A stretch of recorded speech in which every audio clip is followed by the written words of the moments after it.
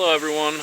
Today I'm gonna plant these two pink lemonade blueberry bushes, and I'm just gonna start off this video kind of out of the wind. I'm not sure if when we go for a little walk here if it's going to mess with the sound or not, but I'm gonna walk around because there's I have a couple of trails that are sheet mulched, and I would like to just plant into there.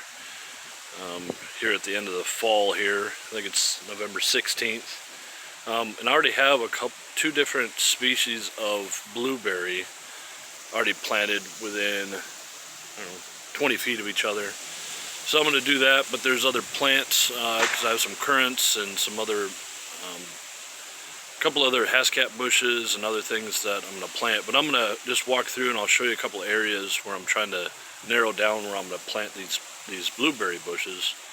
It'll be pretty quick, and I'm going to be planting into a sheet mulched area, so the soil underneath will be good and soft. So I'm just going to use that little single shovel.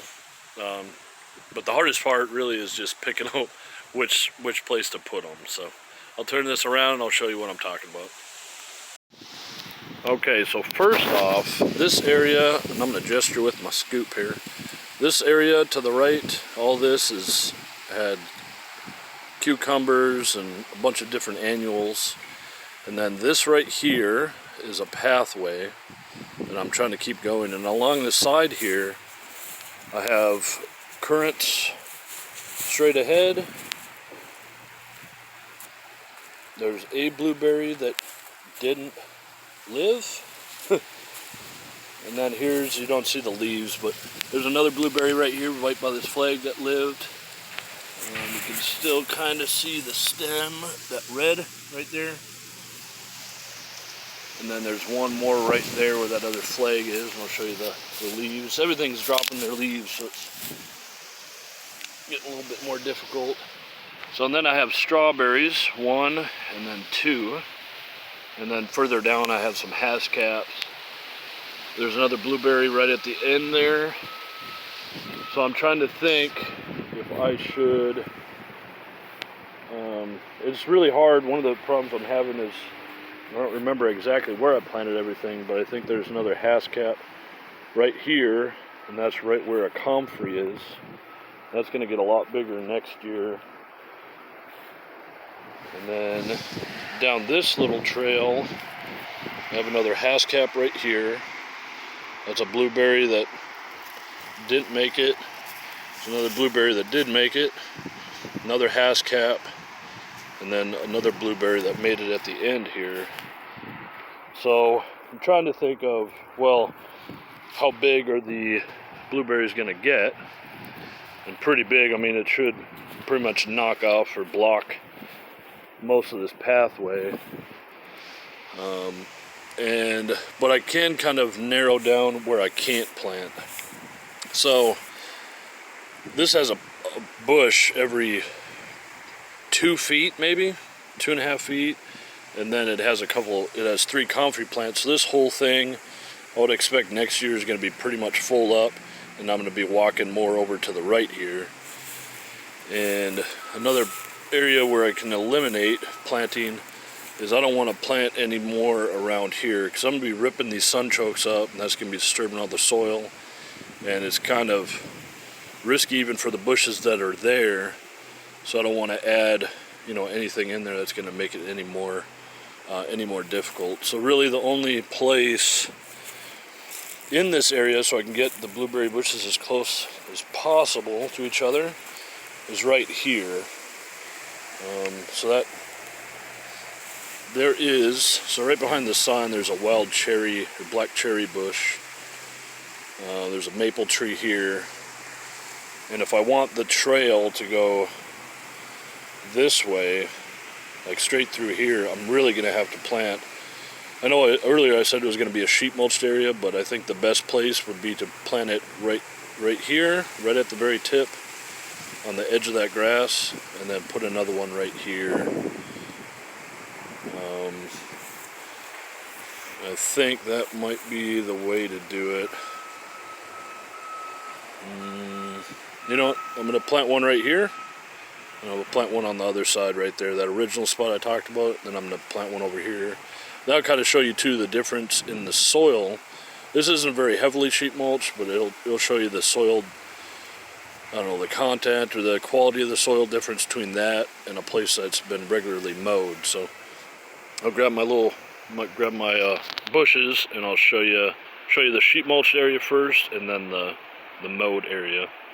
Okay, here we are on that left side, like I showed you, and this is where I'm gonna plant this. I just want to show you with a single scoop of this left-handed, I guess, but into an area that's been pretty deeply sheet mulched here. It's 3-4 inches. Yeah, it's actually pretty decent here. This is one of the earlier areas that I had mulched, so I kind of didn't know what I was doing. But you can see here already worms, and I know it's bad. I don't know, bad habit or whatever to mix in these wood chips with the soil and all that, but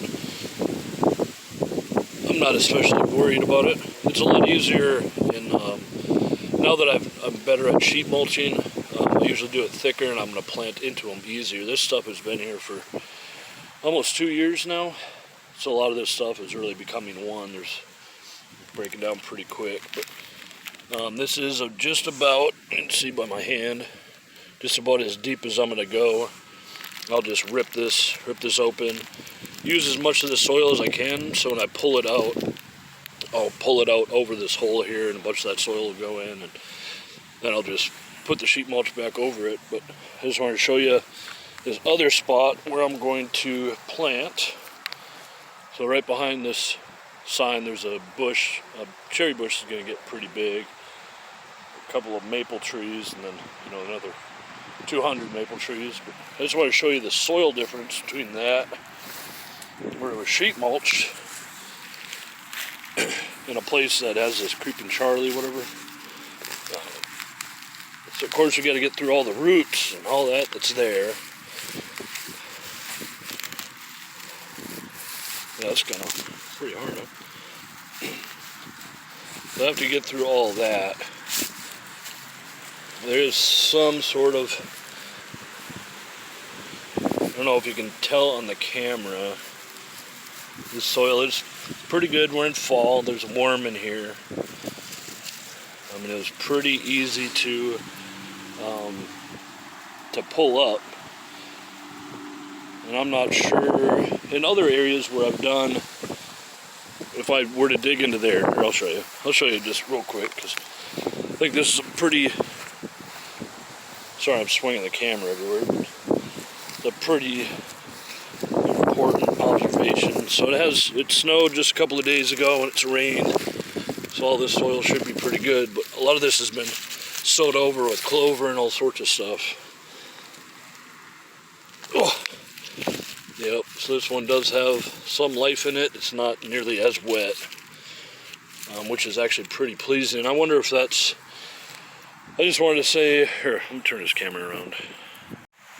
Yeah, I just want to do that comparison, because in a previous video, it was just right over there by the other annual beds. I had done the same thing to an area that was sheet mulched. The soil was great, and then I went to an area where it was just long grasses. It wasn't as good. It was pretty annoying trying to get through all the grass and all that. And then I went to an area that was mowed, and that soil was super hard and rocky. Now we're in the fall, and obviously the sun's not as bright, not as hot. It just rained pretty recently, and a lot of the water has been able to stay into the soil. So I mean, that's one reason why you'd want to plant in the fall. It's a lot easier to dig because the ground isn't frozen, but it's not 100 degrees out here. So I just wanted to make that comparison, that in the summer, the soils, like this last soil that I dug into, would be extremely dry. The one before that wouldn't be as bad, but the sheet mulch area would be a lot better. So I just wanted to show you the difference in the seasons and how that affects the soil. But anyways, I'm going to get back to getting this other one planted. I'll show you kind of what it looks like afterwards. Alright, here is the one bush that I'm going to do. I just wanted to show you what root bound is, and this is not really root bound at all. I don't see any, well, before tearing it up, I don't see any. It's starting to. So basically what root bound is a seed, of course, pops out its first leaves and starts sending roots down. Well, once it gets to an edge, it'll take a turn. So typically it'll go down to the bottom, and you'll see some of it here where it's starting to come back in a different direction. But this is, I mean, not even close to being a problem. Some of them will be so root bound that you have to basically cut edges and stuff to try and get the roots to come apart. Because if they're root bound and they don't spread, they'll only be able to get nutrients from that small area. And what you want is for the roots to go down and keep traveling and trying to get more water and nutrients, things like that. And that'll definitely, if you think about the expanse of your roots, affecting the width, the expanse of the leaves and the branches, it's easy to make a comparison. They're highly connected, so that's what'll stunt like trees. I've gotten some trees that were really root bound, and I've had to kind of snip some of the roots away and get them to be splayed out. But this one's pretty good. I might just shake it apart a little bit. Oh, excuse me. Nothing too crazy, and I'll just get it in there. Then just kind of tamp it down, and what I'm going to do is, actually it's pretty much as I need to do it. I'm not ripping up any of the roots, I'm just kind of knocking away some of the dirt that's there. And I'm not too worried. I think of this creeping Charlie and stuff like that as an actual benefit, because that's what's holding. I mean, this stuff is meant to hold soils together. That's why there's so much of it, and it's also edible and all that. So it's creeping Charlie. I know a lot of people that want to have pristine garden beds really don't like creeping Charlie because it messes up their aesthetics. But I just disturbed all this soil to put a plant in, so that this is going to do what it needs to do. But I can't have this soil just being like that. So I'd rather have creeping Charlie that stays low, provides pollinating flowers, or flowers for the pollinators, to go in. Now for the sort of a mulching, a lot of this grass I cut down to size earlier in the spring, and without ripping up the little baby maple tree that's there. That'll be my mulch for now, because we're going into the winter, so I don't need to really worry about blocking these leaves from getting any sunlight. I just want to kind of cover up the soil. And in the spring, by the time spring is really in full bloom or whatever, once it warms up next spring, this creeping Charlie will incorporate all that into one mat. And this will be taller than the plants around it, so it'll get the most sun and it'll be able to grow. So I'm gonna, hopefully I wasn't too crazy with the camera, but I'm gonna do the same thing with that. And I'll probably grab a couple of handfuls of this grass and just toss over that, and we'll be done. Alright, that's pretty much it for today. I wanted to get those 2 bushes in. They came in a couple days ago, and I've had to keep them in the windowsills, getting them, watering them and all that. So it was nice that they weren't crazy root bound or anything like that. And well, I'm gonna get back in the house, get this uploaded. There's another video I'm gonna do. I have a lot of leaves. Well, I'm not gonna spin the camera, but I'll show you. I got a bunch of leaves that I want to rake up and add to my compost pile, but there's also parts of my yard that I'm gonna actually use my lawnmower to mulch them up, just where they're at right there. And the big thing about that is I can add more to my compost pile, for one, and two, the leaves from these maples especially basically mat out the grass, and it'll kill the grass.